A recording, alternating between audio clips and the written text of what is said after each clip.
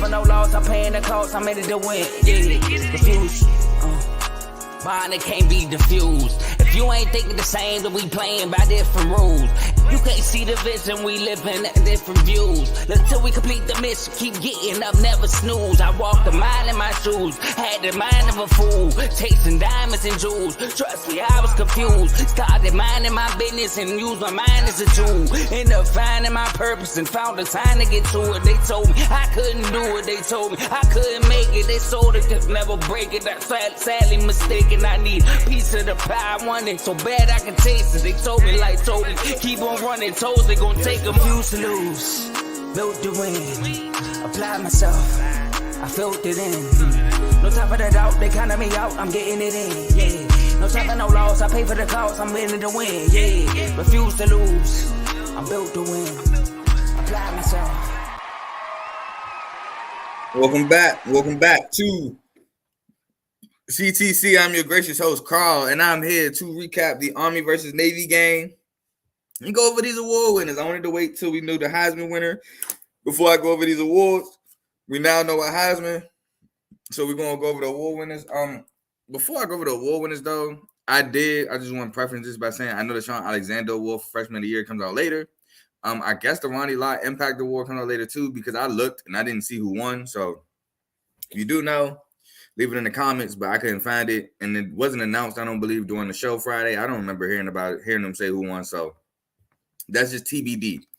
But before I get into all that, I would like to ask that you leave a like, comment, subscribe, and share. It helps the network grow. It helps every show on this channel grow. We got the main show featuring Joe, Tomo, and Dave.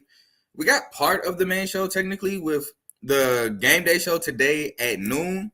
So stay tuned for that in about an hour and a half. Then we have BWT, which was the first show featuring Teddy. You know, we got some baseball news. Ohtani just got that bag. We got FFC with Fantasy Football with Coach, which, you know, Sunday.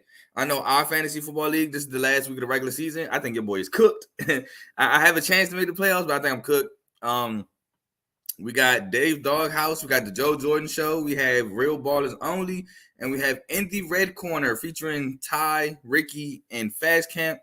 Real Ballers Only is Javon's show. If I missed your show, it's not because I don't watch. It's not because I don't like it. It's just I might have missed it. But I think I got them all, so let's not worry about that. But yeah, please leave a like, comment, share, subscribe, and go down the rabbit hole. If you like what you're listening to, stick with us. So first, we have to talk about this Army-Navy game that was yesterday in Massachusetts in Gillette Stadium. The final score, and you know, I've told y'all multiple times, I'm a degenerate, but I stay away from this game. Final score, Army 17, Navy 11. Now, before I get into the game, I'll save it for then. So let's get into the game. So low scoring and fair, just like Service Academy games are. Army is your Commander-in-Chief Cup winner. Like I predicted the Army to win. They did win. I did say if I leaned anything, it was Army minus 2.5. They won by 6. So shout out to them. Shout out to Army. My pops was in the Army for 20 years, so I root for them. So shout out to Army. They got the dub. But yeah, Navy starts with a 3-and-out punt. Then Army starts with a turnover on downs, 4th and 2. Bryson Daly passes incomplete, but it leads to a Xavier R-line interception, which would lead to a 4-yard touchdown pass from Bryson Daly to Tyson Riley. Will make Army go up 7-zip. Then with 1 minute and 5 seconds left in the second quarter, Navy will have a turnover on downs, 4th and 2. Ty Levitard passes incomplete, which would lead to a 47-yard field goal. Now, Xavier R-line did get benched for Ty Levitard in this game. They felt like they needed a spark. They felt like Ty Levitard could turn the tides, and he almost did. We'll get into that, but he almost did. And coming out of half, Army starts with a second half punt. Navy will start with a 3-and-out punt, and then Navy's next drive was in with a 37-yard field goal set up by a Ty Levitard 25-yard run. Cut it down to 10-3. But then, with 4:49 left in the ball game, Ty Levitard gets stripped. He doesn't even get strip sacked. Well, he gets technically strip sacked because that's what it technically is. But Caleb Fortner came through, knocked the ball out, scooped it up, and ran 44 yards for a scoop and score. Like, he didn't bring Ty Levitard to the ground. He didn't even really touch him. He just knocked the ball out, boom, picked it up, and took it to the crib. Broke a 10-3 stalwart game. Army goes up 17-3.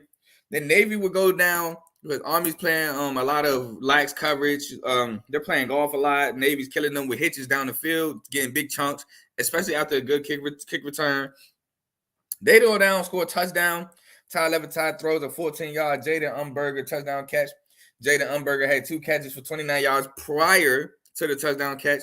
Now, again, I was honestly talking to my mother about this last week. I don't get it. The score is 17-9. You kick the extra point, you guarantee yourself OT, or you can go for the win at the end of the game. But it's 17-10. They go for 2, and they don't get it. Why? Now, I know some people say, well, the analytics say if you go for 2, if you score a touchdown, you guarantee yourself the win. What if you go for 2 and don't miss it? Now you got to go for 2 again just to tie it. When you, in reality, you can go get the extra point, go down, get the touchdown. Now the ball is in your court. Do I want to go to OT? Do I want to win the game here? You're forced to tie it if you don't get this 2-point conversion. So I just feel like the risk don't match the reward for going for 2 early as opposed to kicking an extra point. Now, hey, we didn't want to play the game. We wanted to win it here. We didn't want to go to OT. We went for 2, we got it. Or we went for 2, we didn't get it. Or, hey, I trust my team in OT. We forced OT, boom. So I'd be so confused on those decisions, but Navy went for 2, didn't get it.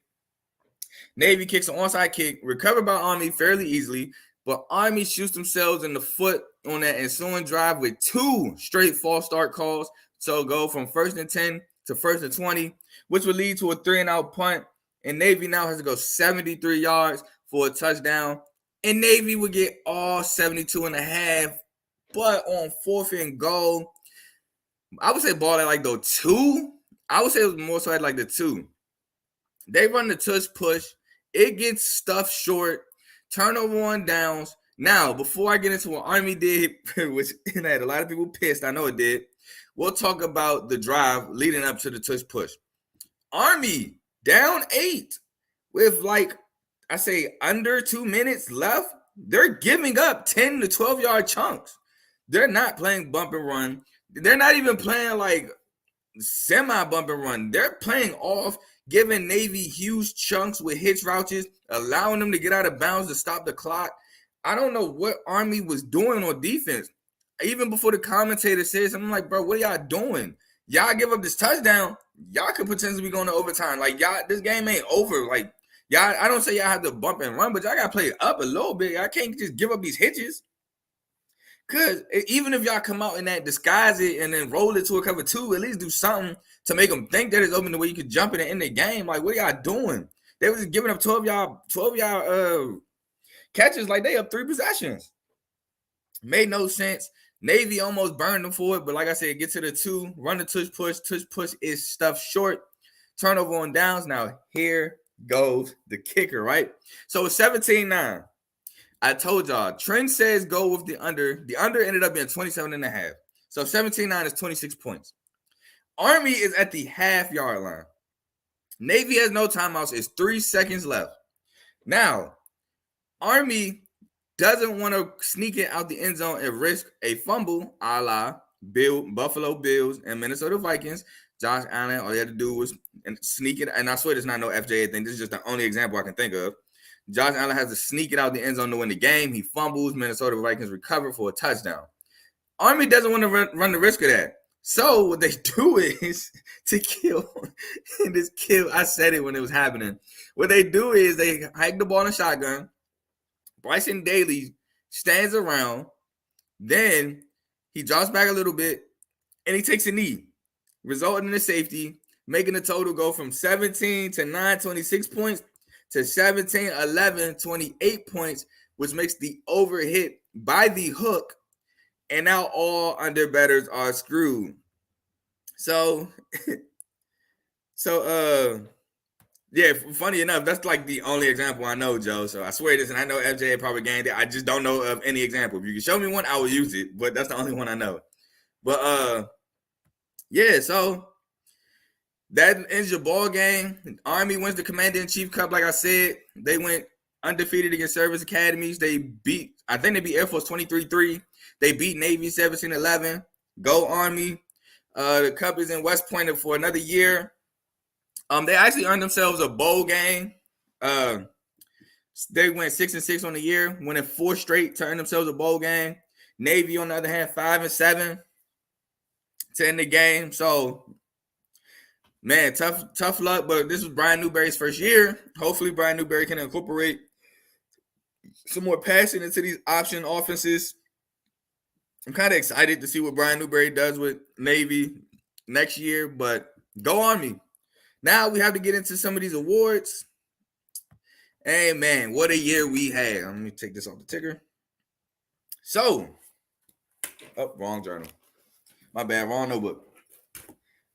I'm going to start off kind of in order. It might get a little bit out of order, but Davey O'Brien, your finalists were Bo Nix of Oregon, 336 completions, 435 attempts for 4,145 yards, 40 touchdowns, 3 picks, 53 carries for 228 yards and 6 touchdowns. Out of Oregon, you had Jaden Daniels out of LSU, my dog, 236 completions for 327 attempts, 30,812 yards, 40 touchdowns, 4 picks, 135 carries for 1,134 yards and 10 touchdowns. So overall, he had almost 5,000, not quite 5,000 total yards, 50 touchdowns. And you had Michael Penix Jr. out of Washington, 307 completions, 466 attempts, 4,218 yards for 33 touchdowns and 9 interceptions. And your winner was Jaden Daniels for Davey O'Brien, best quarterback or the quarterback of the year, or best quarterback in the country. He won the Davey O'Brien. As you would know, Jaden Daniels cleaned up. Jaden Daniels won the Davey O'Brien. He won the Maxwell Award. And he won the Walter Camp Award. So Jaden Daniels had a night, Friday and Saturday. We move on to the Doak Walker. We had Ollie Gordon. He's been on major performances multiple times out of Oklahoma State. 258 carries, 1,614 yards, which led the country in rushing. 20 touchdowns, 37 catches for 326 yards and a touchdown. Omarion Hampton out of North Carolina, 234 carries, 1,442 yards, 15 touchdowns, 26 catches for 215 yards and a touch. Then we had Cody Schrader out of Mizzou for 247 carries, 1,489 yards, 13 touchdowns, 22 catches for 191 yards. And your winner was Ollie Gordon. And minutes after he won the Doak Walker Award, into the transfer portal. Ollie Gordon is now in the transfer portal. Come to Michigan State. Be the next Kenneth Walker at Michigan State. Hey, look, no shame in my game. I need to see some W's at East Lansing. Come be the next Kenneth Walker. Ollie Gordon to Michigan State. All right, so yeah, he won the Doak Walker. Then we had next is the Biletnikoff for the best receiver in the country. So Doak Walker's for the best running back. Biletnikoff Award finalists. Marvin Harrison Jr., Ohio State, with 67 carries, catches for 1,211 yards and 14 touchdowns. Then we got Malik Neighbors, my guy out of LSU. Love Malik Neighbors. Been a fan of Malik Neighbors. 86 catches, 1,546 yards, 14 touchdowns. And we have Roma Dunzier. Love him as well. 81 out of Washington, 81 catches, 1,428 yards for 13 tugs. And your winner was Marvin Harrison Jr. out of Ohio State. They said he won by 1 vote. He beat Malik Neighbors by 1 vote. And I wasn't mad either way. Marvin Harrison won, fine. If Malik Neighbors won, fine. Malik Neighbors is a dog, man. I don't know if he was robbed. The reason why I don't say it was Rob Joe is because at Ohio State, all the attention was on Marvin Harrison Jr. Cal McCord, not that good. And he was still able to put up competitive numbers. Now, Malik Neighbors, while I think he had a phenomenal year, Jaden Daniels, Heisman year. We have Brian Thomas on the other side, relieving pressure. You got Caden Lacey in the slot. He had guys around him. And yes, he still performed. Don't get me wrong. But he wasn't getting the attention like Marvin Harrison Jr. was. And Marvin Harrison is just that great, man. He just is. And now some people also might have said he kind of got it because he's the only receiver in Ohio State history to have back-to-back 1,000-yard seasons, which that's cool too. So I don't want to say Malik Neighbors was robbed. I just think it was just I just think it was a really great race, and somebody had to lose. And unfortunately, it was Malik Neighbors. Then we move on to the John Mackey, which we already know who won that. What up, bruh? How you doing today, bruh? Hopefully you're having a good morning. But yeah. So we got the John Mackey, and your finalists were Brock Bowers from Georgia, 56 catches, 714 yards, and 6 tuds. Mind you, he missed a couple games. Dallin Hoker, 64 catches, 767 yards, and 6 tuds out of Colorado State. And Cade Stover out of Ohio State with 41 catches, 576 yards, and 5 tuds. And your winner was, do I have to say it? Brock Bowers out of Georgia. Clearly the best tight end in the country. He's one of the generational talent. He can block, he can catch, he can do it all. I believe he led Georgia in receiving, to be completely honest. So, yeah, Brock Bowers completely deserving of back-to-back John Mackey awards for the best tight end in the country. Great year again at Georgia. Just get ready for the draft, my boy. Moving on, we got the Bronco Nagurski, which there was no finalist. I just seen the winner for that, which was Xavier Watts, out of the safety out of Notre Dame. He had 47 tackles, 28 being solo, a forced fumble, 7 picks, which led the country in interception, and 4 passes defense. So that's your Bronco Nagurski winner there. Ryan Broyles Award was the best assistant coach in the country. That went to Phil Parker out of Iowa. And yeah, I think I talked about it on one of my shows where Gus Johnson, it was the championship weekend show, where Gus Johnson said USC should call Phil Parker and back up the biggest Brinks truck in his backyard, wherever you want to park it. Just make sure Phil Parker got it. I agree. Phil Parker need to find a way to SC. We have the Brian Bosworth, which, side note, if you haven't watched the movie Greater, which is about Brian Bosworth, I recommend watching it. Not gonna lie, I only cried on 2 movies: Friday Night Lights and Greater. Those are the only 2 movies that made me cry. Greater is a really good movie about Brian Bosworth, who started off as a walk-on at Arkansas, turned out to be one of the Arkansas's best linemen in ever. And the Brian Bosworth Award is for the best walk-on or former walk-on in the country. And that went to Cody Schrader, running back out of Mizzou. Gave you his stats already. We have the Dick Buckets Award. Went to Peyton Wilson out of NC State, linebacker. His stats, because I have them on. I'll read them on the Chuck Bad Nerd. Which he did win the Chuck Bad Nerd. Peyton Wilson has 138 tackles on the year, 69 solos, 6 sacks, a forced fumble, and 3 interceptions. Peyton Wilson had a phenomenal year. You had Dallas Turner, 50 tackles, 26 solo, 9 sacks, and 2 forced fumbles. You had Laiatu Latu, defensive end for UCLA, 49 tackles, 28 solo, 13 sacks, 2 forced fumbles, 2 interceptions. But like I said, Peyton Wilson did win that. Jim Thorpe Award.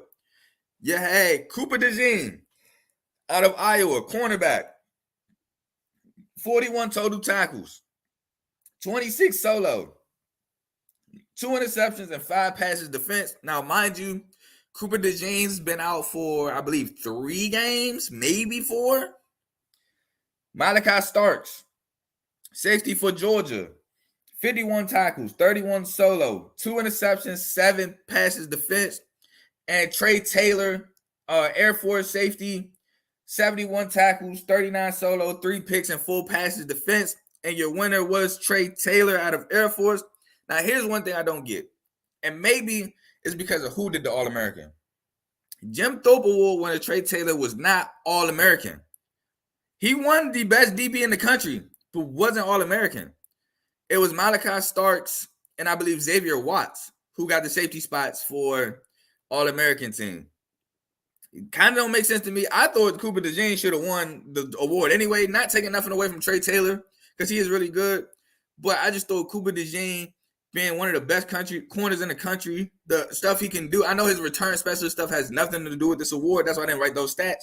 But man, he's so good. You don't throw Cooper DeJean's way. Like, that's why his stats aren't as great, because you don't throw his way. But Trey Taylor won.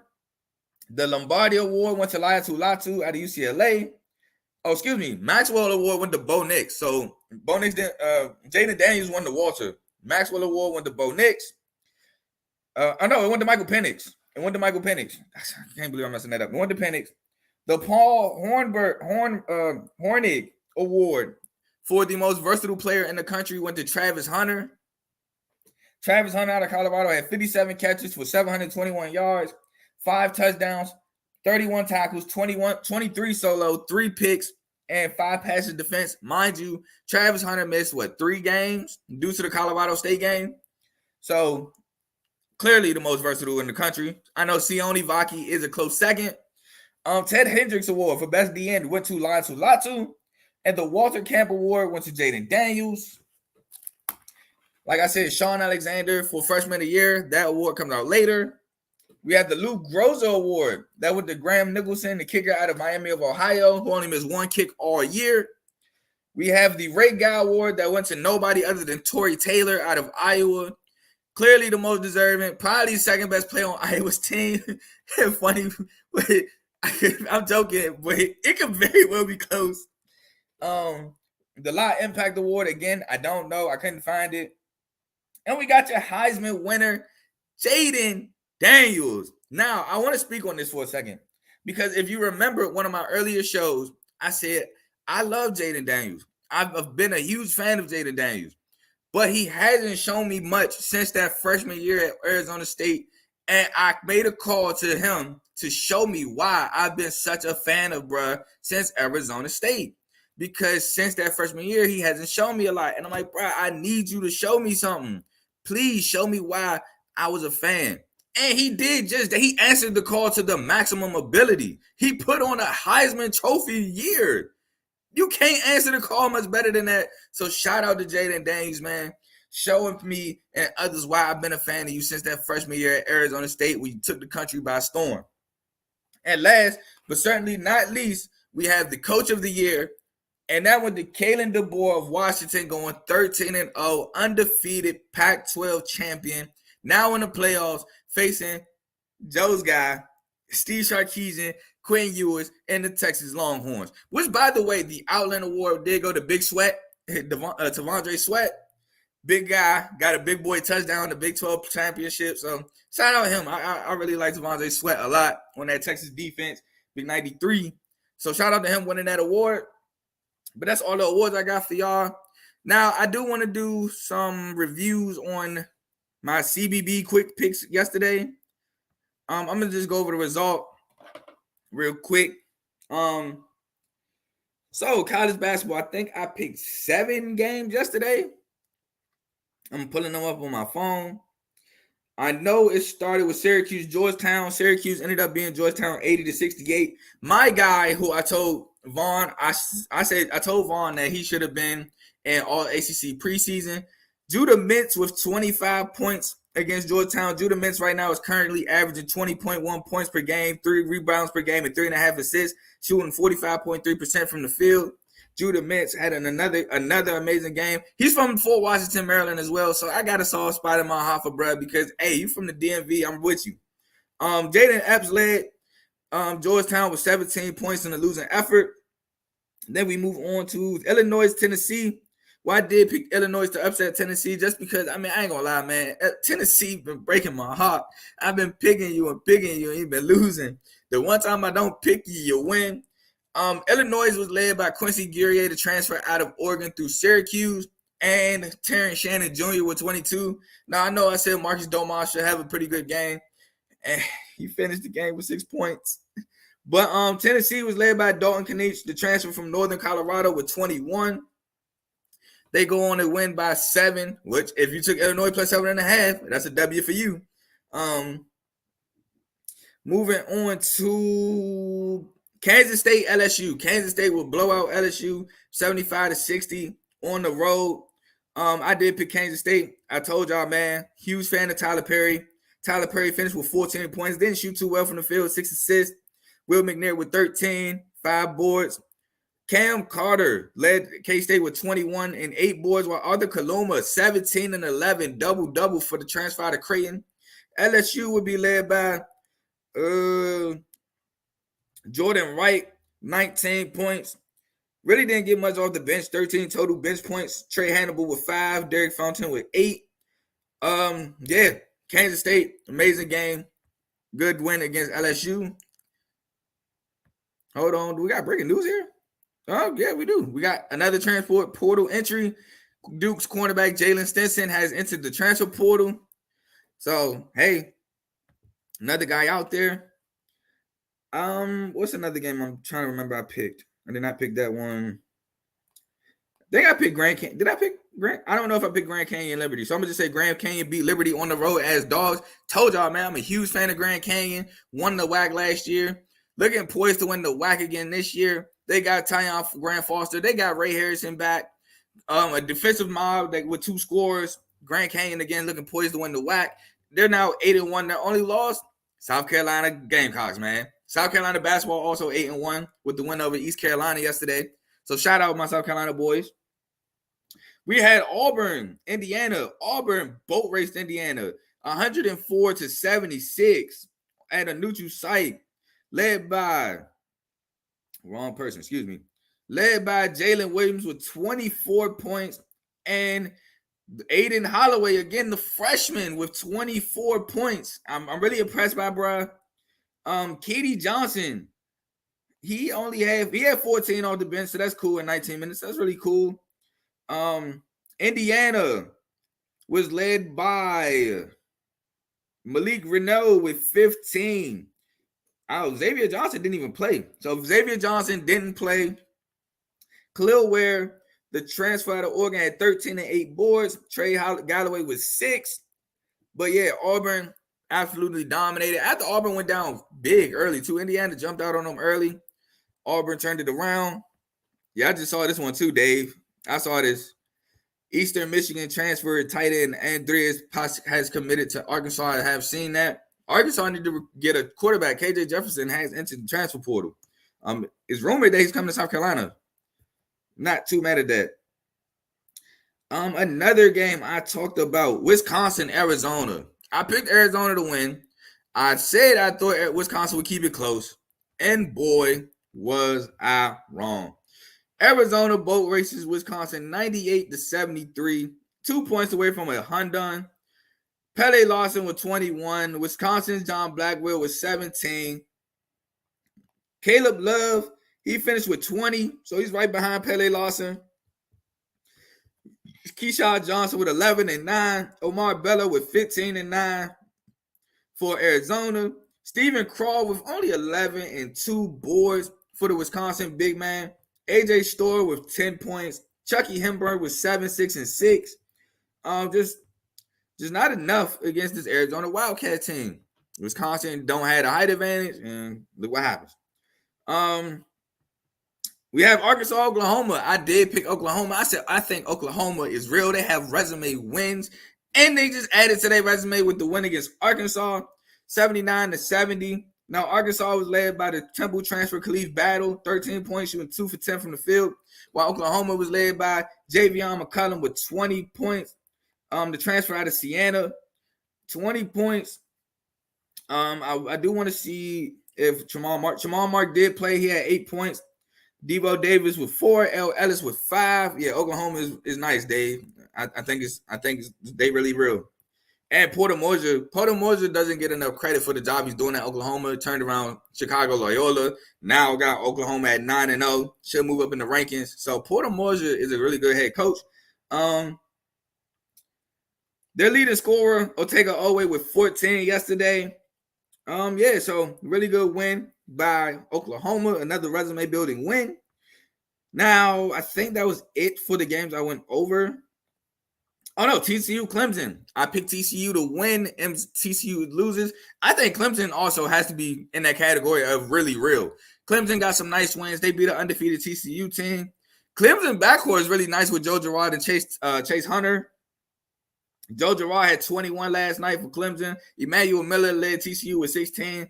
Now, I was disappointed by Jameer Nelson Jr. He had 10 points, but he shot 2 for 12 from the field, 0 for 5 from 3. Disappointing shooting night from him. Michael Peavy with 12, shooting 4 for 11 from the field, 0 for 2 from 3. Xavier Cork only played 9 minutes off the bench, scored 1 point, 1 board. Chuck O'Bannon with 10 minutes off the bench, 8 points. That's unexplainable. Can't explain that. Clemson just had a really good game. Chase Hunter, 0 points, 0 for 7, 0 for 4 from 3. But like I said, Joe Girard had 21 to help that. And PJ Hall was 17 and 6 for the Clemson Tigers. Now, let's get into, I think I did pick Cal State, Sacramento State. I'm not sure, but Cal State Fullerton did win that game by 2 as dogs on the road. Where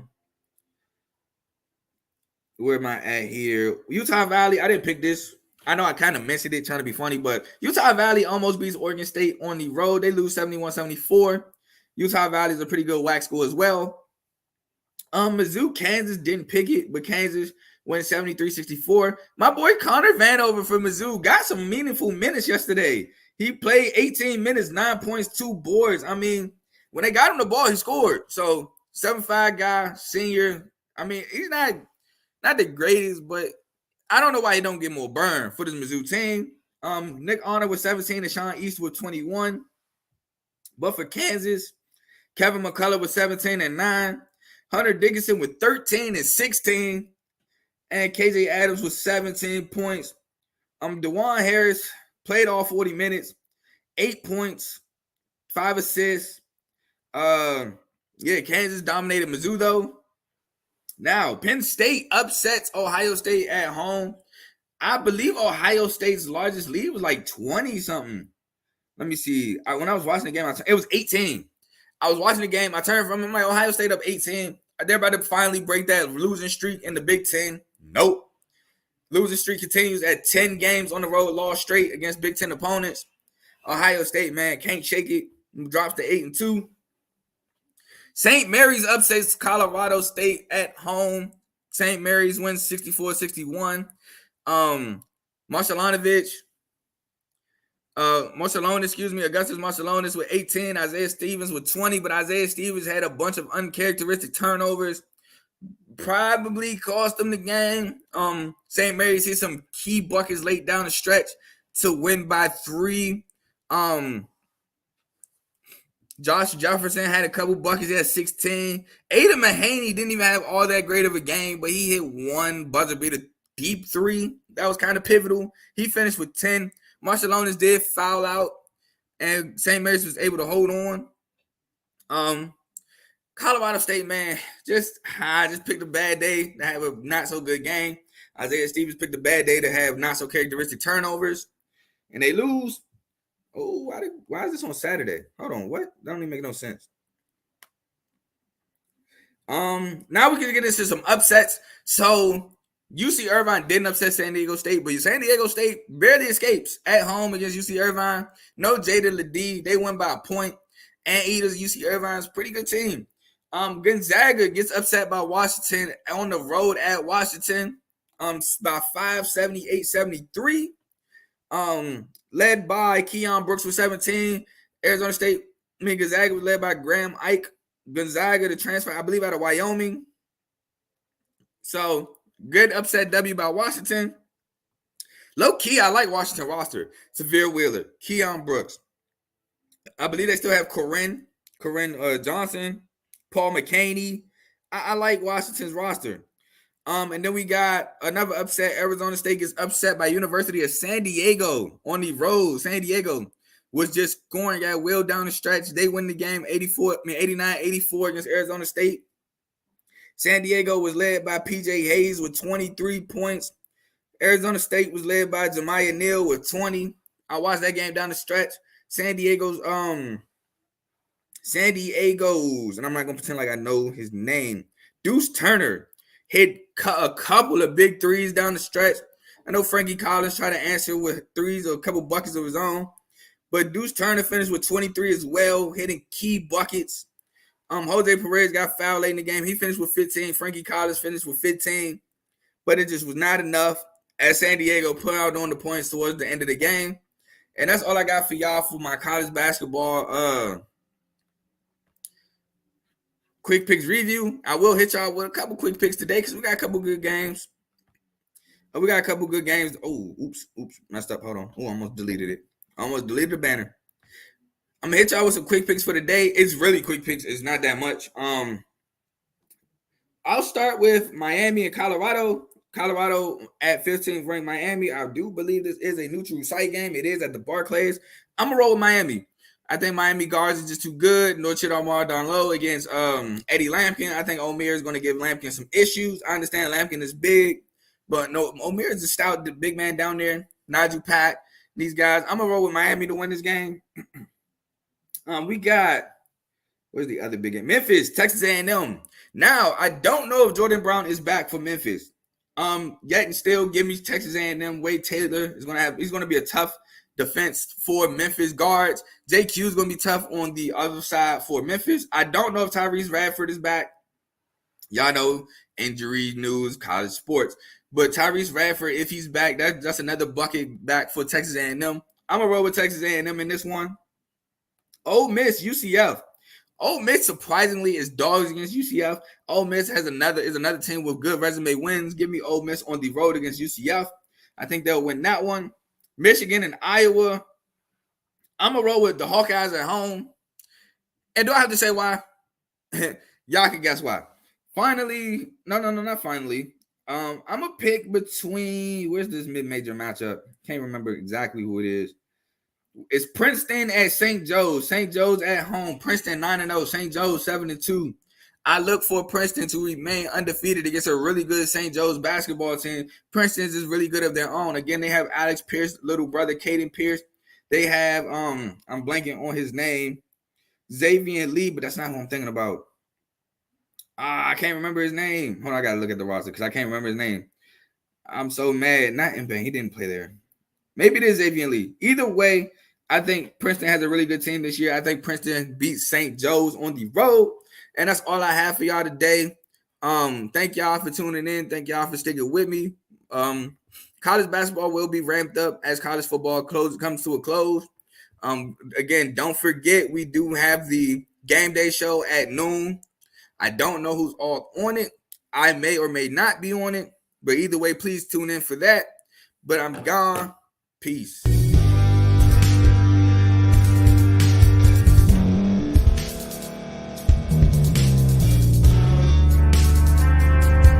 Thank you for staying to the end. If you're watching this on YouTube, please like this video, subscribe, and also hit that notification button so you can be notified next time we put out a video. If you're listening on any podcast platform, subscribe and hit that notification button, y'all, so you can be notified we put out another podcast audio.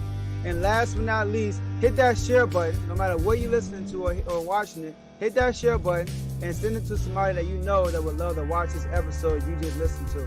So once again, thank you for staying to the end, and we'll see y'all at the next episode.